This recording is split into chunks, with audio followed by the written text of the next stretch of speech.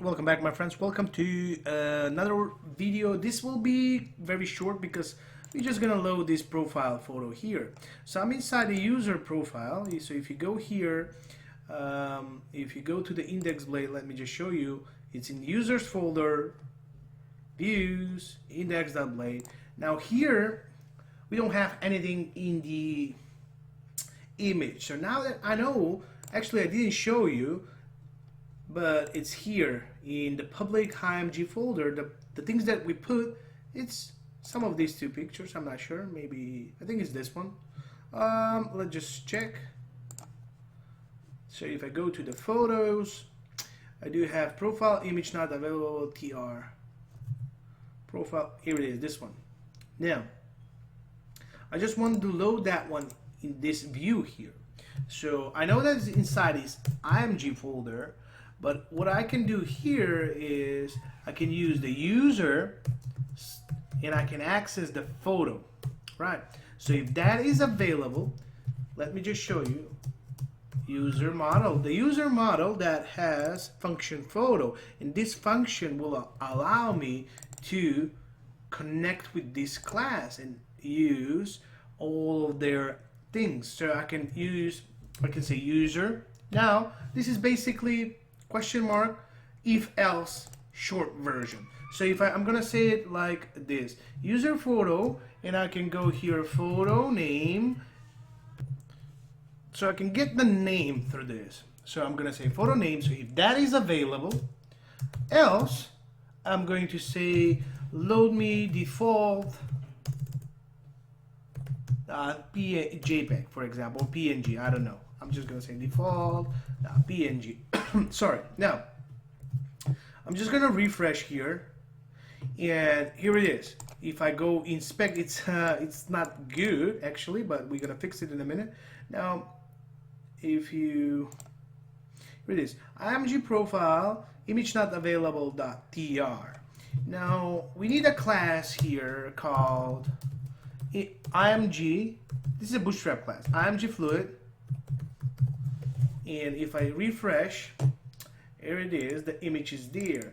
So this default PMG is not actually here.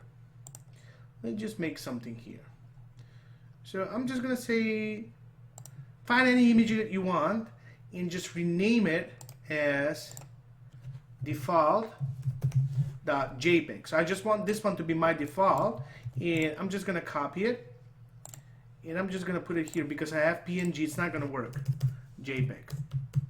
Very good. Now, if I refresh there, I will not be able to see any changes. But when I do create a new user, this here automatically will be null.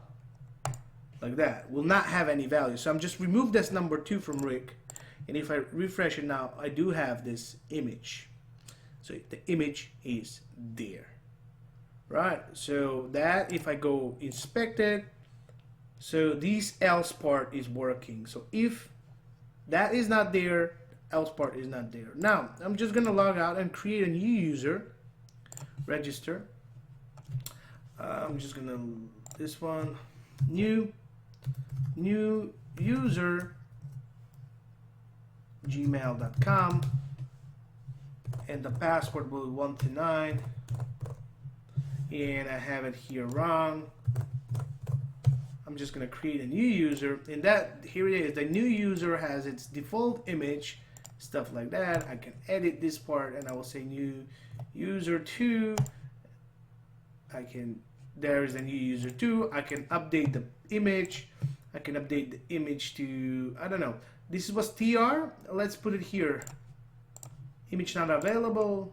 I'm gonna edit the user. The image not available, it's there. So pretty much it's working. And this is the ID here, referencing.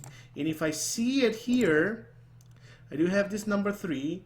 I do have in the photos, I do have number 3, image not available. That's very good, and it's working as it should.